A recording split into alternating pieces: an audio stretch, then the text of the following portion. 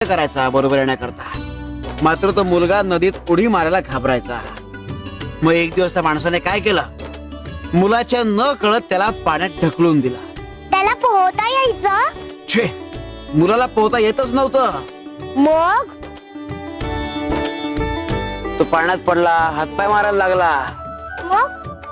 मग आता तो मुलगा बुडणार. त्या क्षणी त्या वडिलांनी त्याला बाहेर काढला. पुन्हा एकदा वडिलांनी मुलाच्या न कळत त्याला पाण्यात ढकलला. आता आम्हाला सांग, ह्या वेळी मुलाने किती वेळ तग धरला असेल? त्याने पुन्हा तेवढाच वेळ तग धरला असेल. त्याने मागच्या वेळेपेक्षा 10 पट जास्त वेळ तग धरला. हे कसं शक्य आहे? कारण त्याला विश्वास होता की तो बुडायला लागला तर त्याचे वडील त्याला